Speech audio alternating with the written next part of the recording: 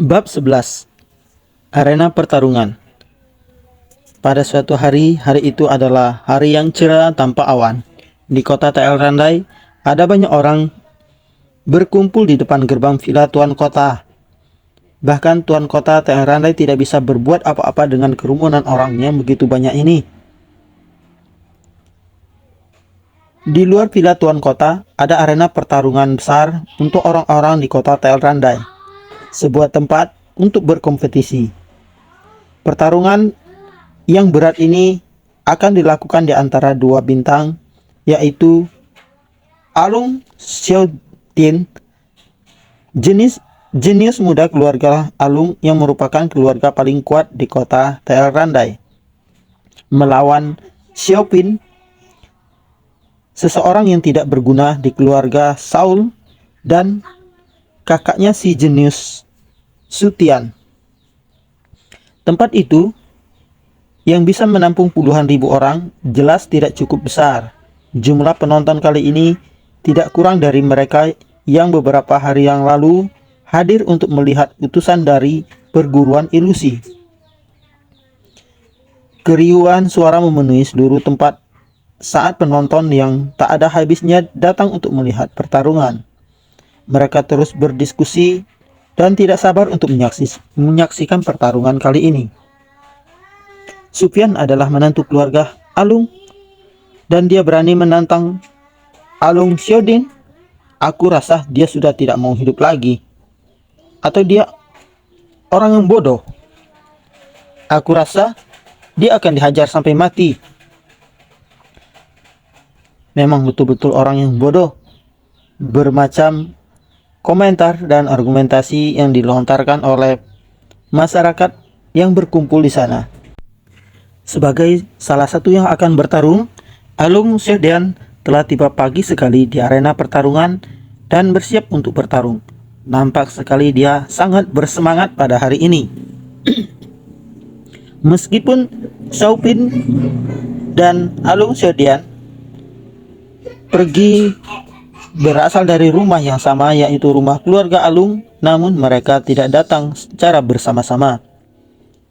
Sebelum tengah hari, Alung Xiaodian langsung melompat ke arena pertarungan hanya dalam satu lompatan. Penampilannya yang berwibawa langsung membuat orang-orang di sekitarnya kagum. Sebagai salah satu yang terlibat di dalam pertarungan ini, banyak orang dari keluarga Alung juga datang, termasuk Alung Anhar, kepala keluarga Alung, serta putra keduanya, Ai. Kemudian sekelompok anak dari istri pertamanya, kerabatnya yang lain, hingga para tetua. Masih ada beberapa menit sebelum tengah hari, tetapi Xiaopin masih belum terlihat, membuat banyak penonton mencibirnya dan mengira bahwa Xiaopin menjadi pengecut dan takut melakukan pertarungan. Aku rasa dia tidak akan berani datang ke sini. Aku setuju melawan Alung Xiaodian. Yang benar saja, aku rasa Xiaopin akan dihajar sampai mati. Dia tidak akan berani. Dia itu orang yang pengecut. Dia itu pecundang. Pecundang dari keluarga Saul. Apa yang dia lakukan sampai dia tidak muncul-muncul? Selagi dia tinggal di kota Terandai, akankah keluarga Alung melepaskannya begitu saja? Selain itu, dia hanyalah seorang menantu materi lokal di keluarga Alung. Tentu saja dia akan takut untuk melakukan pertarungan kali ini. Hanya dalam satu hari, sekarang semua orang tahu bahwa Xiaopin adalah menantu materi lokal di keluarga Alung. Mereka juga tahu tentang Xiaopin yang terluka parah oleh adiknya, Sutian, dan dikirim ke keluarga Alung untuk dilakukan pernikahan dengan Meina, sebagai menantu yang tinggal di rumah orang tua istrinya, atau yang biasa dikenal dengan menantu materi lokal.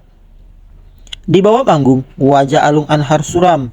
Pertarungan hidup atau mati ini sangatlah besar, tetapi Xiaopin belum datang juga.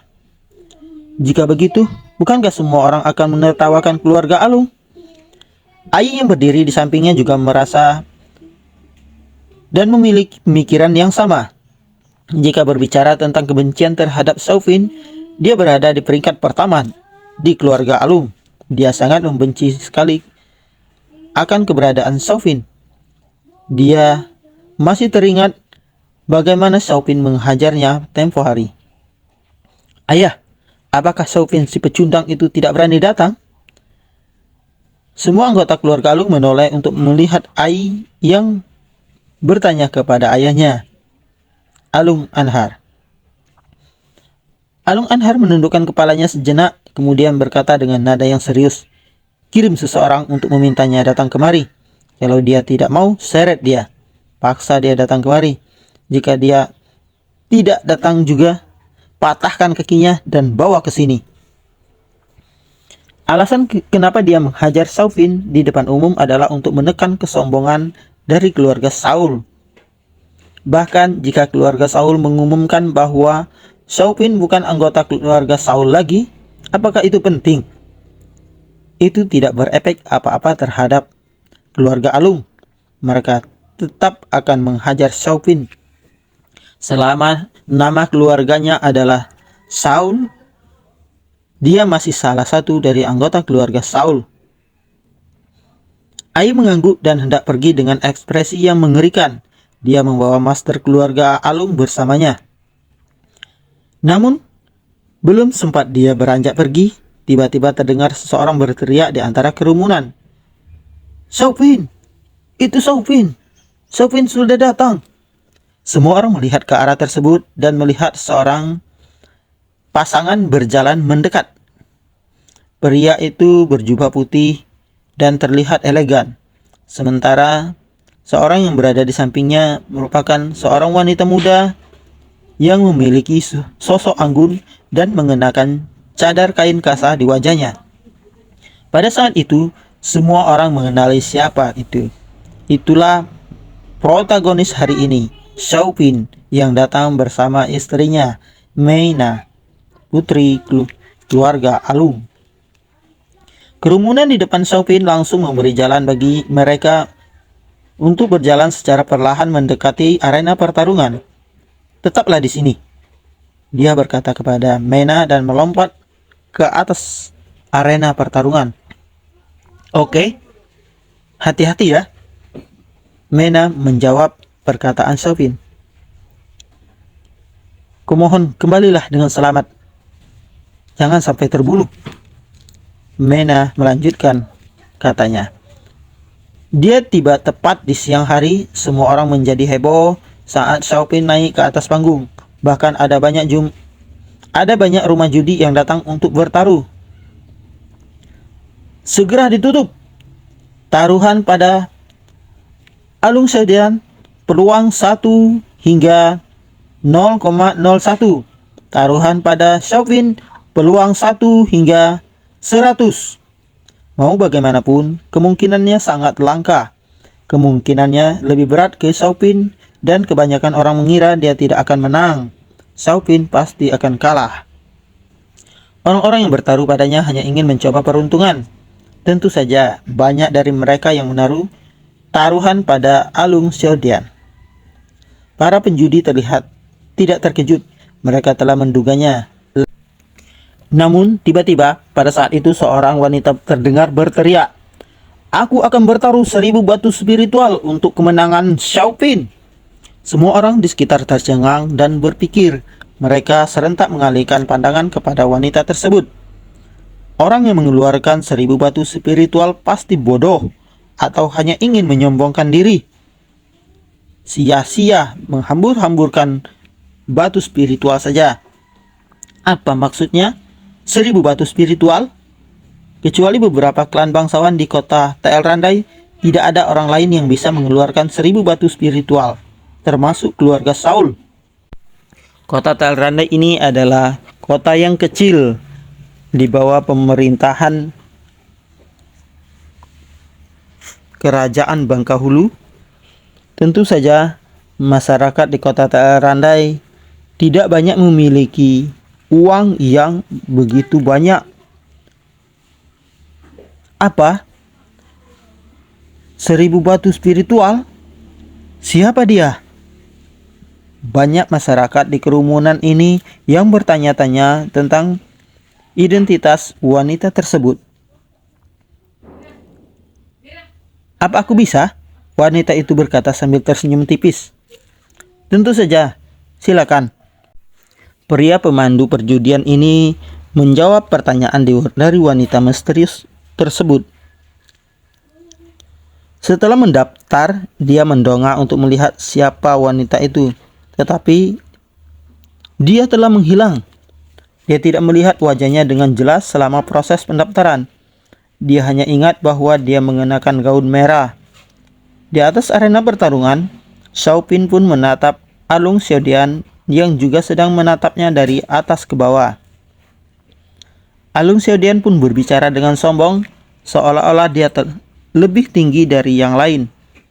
"Aku akan memberimu satu kesempatan lagi. Berlutut dan mohon maaflah atas nama keluarga Saul. Aku bisa memaafkanmu jika kamu meminta maaf kepada seluruh keluarga Alung." Para penonton di sekitar mereka menjadi gempar karena Alung Xiaodian baru saja menunjukkan kekuatan kultivasinya, sehingga semua orang yang hadir dapat mendengar pernyataannya dengan jelas. Mereka melihatnya dengan kagum. Mereka mengagumi Alung Xiaodian yang masih memberikan kelonggaran kepada lawan tarungnya. "Lucu sekali, Alung Xiaodian," jawab Xiaopin cuek. "Apa kamu bodoh? Kamu tidak tahu ya? Aku sudah dikeluarkan dari keluarga Saul.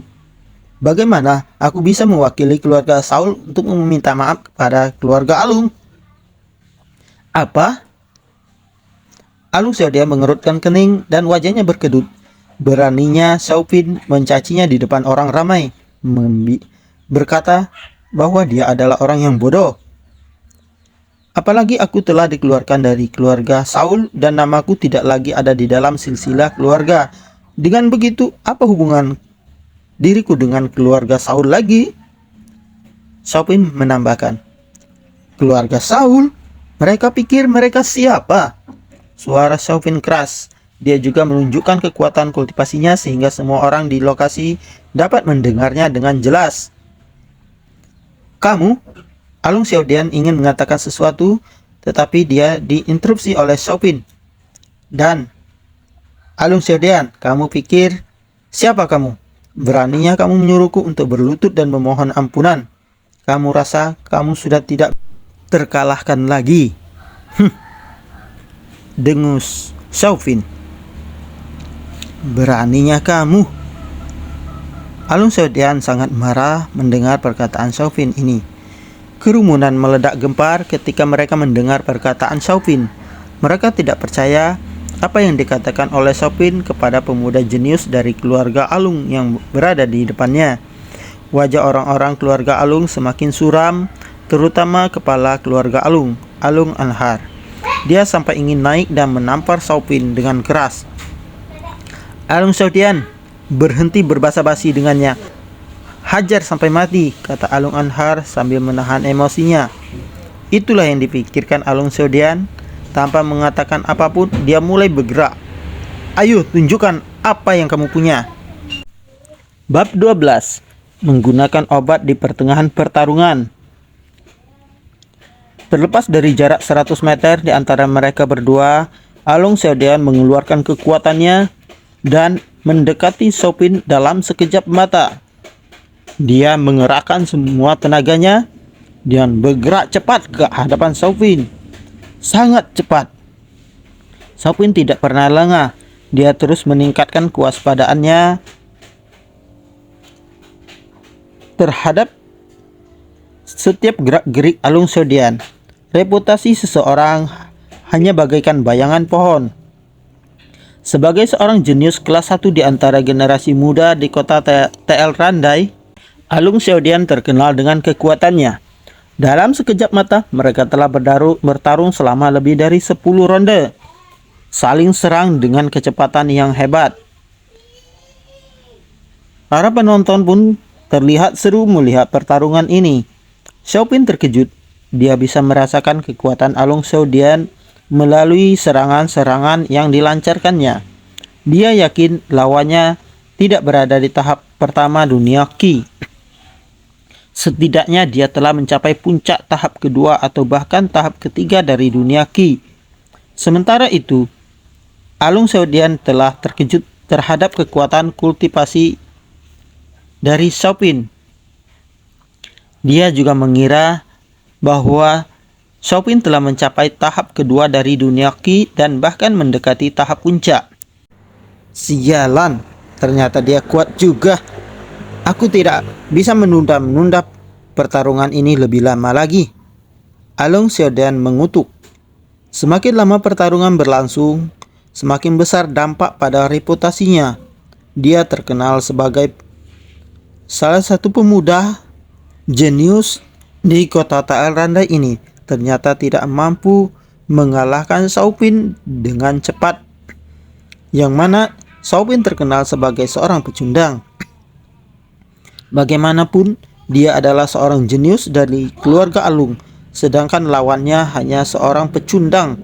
Butuh waktu baginya untuk mengalahkan seorang pecundang. Apa yang akan dikatakan orang-orang nantinya? Xiaopin telah menguasai formula stoik naga dan gajah, sehingga tubuhnya menjadi kuat selama di dunia sihir, dan bahkan dia sekarang sudah berada di dunia Qi. Dia bahkan tidak terluka parah ketika bertarung dengan Alung Xiaodian. Bagaimana bisa? Bagaimana dia bisa begitu kuat? Di bawah panggung, wajah Alung Anhar menjadi suram. Bukankah Xiaopin adalah seorang pecundang dari keluarga Saul? Bagaimana dia bisa sekuat ini? Bagaimana dia bisa memiliki kekuatan kultivasi dunia Qi? Tidak hanya keluarga Alung, tetapi semua orang yang hadir pun ikut terkejut. Serangan Xiaopin sangat kuat. Apakah ini yang disebut dengan pecundang? Jika dia pecundang, lantas orang lain akan disebut dengan apa? Apa bahkan lebih buruk dari seorang pecundang? Dada Alung Xiaodian baru saja ditinju oleh Xiaopin dan energinya menjadi sangat tidak teratur. Dadanya terasa sakit sekali. Xiaopin! Dia meradang marah karena dia tidak bisa menerima kenyataan bahwa dia telah tersudut saat bertarung dengan seorang pecundang. Xiaopin juga berkali-kali dipukul oleh Alung Xiaodian, tetapi dia kuat sekali. Seperti Xiaopin tidak merasakan kesakitan akibat pukulan dari Alung Xiaodian. Pada saat ini, kualitas keterampilan kultivasi dipantulkan. Kekuatan formula stoik naga dan gajah juga ditampilkan. Dia melayangkan pukulan ke dada Xiaopin, tapi Xiaopin bisa mengelak. Xiaopin mengambil keuntungan dari kesempatan ini. Dia mengayunkan tangannya dan melemparkan sebuah pisau tangan ke leher Alung Xiaodian. Namun, Alung Xiaodian bereaksi dengan cepat. Dalam sekejap, dia menundukkan kepalanya untuk menghindar. Dia menarik kembali tinjunya dan memukul perut Xiaopin sebelum dia dapat menghindar. Sambil menggertakkan giginya, Xiaopin membuang ancang-ancang dan mengepalkan tangannya, kemudian mengayunkannya kepada Alung Xiaodian. Metode yang sepenuhnya menyakiti orang lain dengan menyakiti diri sendiri. Pada saat ini, Alung Xiaodian menyadari apa yang terjadi, tetapi dia tidak bisa mundur. Jadi dia hanya bisa menggertakkan giginya dan melayangkan tinjunya. Setelah ditinju di perut, Xiaopin mengerang dan menahan rasa sakit untuk tidak berteriak kesakitan. Tubuhnya hanya mundur sedikit, tetapi itu tidak mempengaruhi serangan dari Xiaopin. Dia tetap melancarkan serangannya kepada Alung Xiaodian. Pada saat ini, serangannya hampir mengenai bagian belakang Alung Xiaodian dan dia tidak akan dapat menghindar. Alung Xiaodian dipukul langsung oleh Xiaopin. Duar! Suara ledakan terdengar keras. Setelah Alung Xiaodian terpukul, dia terpental, jatuh menabrak tanah. Ada sebuah lubang yang dalam muncul di bawahnya. Namun dia tidak boleh ragu. Dia menggertakkan gigi, menahan rasa sakit yang amat sangat, mundur beberapa langkah kemudian bangkit kembali. Jika tidak, dia akan diserang oleh Xiaopin. Pada saat itu, dia kehabisan napas dan rambutnya acak-acakan. Pakaiannya pun sudah terlihat compang-camping. Dia tidak elegan lagi sebagaimana yang nampak pada saat awal-awal pertarungan. Sebaliknya, Xiaopin dalam kondisi yang lebih baik. Dia juga menderita, tetapi lukanya tidak separah yang diderita oleh Alun Xiaodian. Sial, sial. Pada saat ini, Alun Xiaodian merasa seperti berada di ambang kehancuran. Dia merasa bahwa semua orang di bawah panggung menertawakannya dan mereka menunggu untuk melihatnya dipermalukan di atas arena ini. Tentu saja ini semua akan membuat reputasinya menurun dan hancur. Namun dia juga tahu bahwa jika dia terus bertarung seperti ini, dia pasti akan kalah dalam persaingan ini. Aku tidak punya pilihan. Sepertinya aku harus menggunakan ini. Dia menggertakkan gigi dan berpikir. Dengan ekspresi tertekan, dia mengeluarkan botol giok dari sakunya dan meminumnya dalam satu tegukan dengan tergesa-gesa. Apa itu? Xiaopin mengerutkan kening dan berpikir melihat tindakan Alun Xiaodian. Meskipun dia tidak tahu apa yang diambil oleh Alun Xiaodian, jelas itu tidak baik untuk dirinya. Xiaopin pun mengeluarkan ancang-ancang. Dia bersiap-siap menghadapi segala kemungkinan yang akan datang. Xiaopin tidak ragu, dia bukan tipe orang yang menunggu Alun Xiaodian pulih. Tidak peduli apa yang diminum oleh Alun Xiaodian, dia harus mengalahkannya sebelum itu mengeluarkan efeknya. Namun, begitu Alun Xiaodian meminumnya, aura di sekitarnya tiba-tiba berubah dan menjadi jauh lebih kuat. Kekuatannya melonjak beberapa kali lipat. Apa? Xiaopin mengerutkan kening. Namun karena Alun Xiaodian ada di sana, dia tidak bisa mundur. Bagus, teriak Alun Xiaodian. Namun kali ini Xiaopin benar-benar tersudut. Beberapa orang di luar panggung mulai berbicara tentang obat yang baru saja diminum oleh Alun Xiaodian. Apa yang diminum Alun Xiaodian? Obat apa yang diminumnya? Mereka berdiskusi di luar arena. Aku tidak tahu apa itu sejenis obat terlarang. Aku dengar ada banyak obat seperti itu. Apa ini pelanggaran? Entah juga. Kita lihat saja selanjutnya. Apa manfaat obat yang barusan diminum oleh Alun Xiaodian? Ada banyak orang berdiskusi, tetapi mereka hanya berkomentar. Xiaopin, kamu yang membuatku terpaksa menggunakan ini. Ini adalah eliksir api ungu untuk menyelamatkan hidup, dan aku mendapatkannya dari pendahulu sekte api guntur. Obat ini dapat langsung merangsang potensiku dan meningkatkan kekuatanku ke tingkat yang lebih tinggi. Mampuslah kamu sekarang, Xiaopin. Alun Xiaodian meradang. Apa? Xiaopin pun terkejut. Sebenarnya sebelumnya dia sudah mengira akan apa yang dilakukan oleh Alun Xiaodian.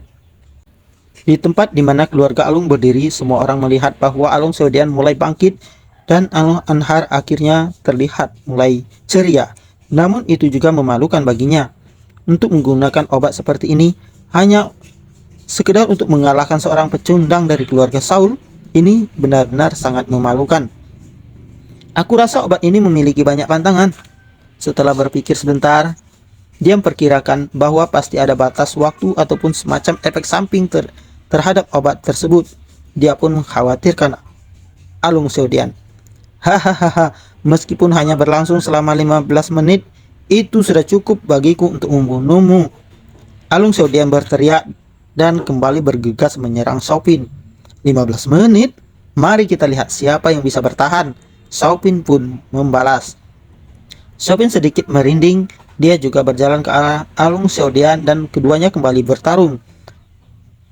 Walaupun Alun Xiaodian sudah menggunakan obat untuk membangkitkan kekuatannya, namun ternyata Xiaopin masih bisa mengimbangi kekuatannya. Pertarungan pun terjadi semakin sengit. Seiring berjalan waktu, tubuh Xiaopin menderita banyak luka dan dia mulai berlumuran darah. Di sisi lain, Alun Xiaodian juga sangat menderita. Meskipun cederanya tidak separah oleh Xiaopin, dia masih sangat terkejut dan tentu saja dia mulai merasakan efek dari obat yang diminumnya.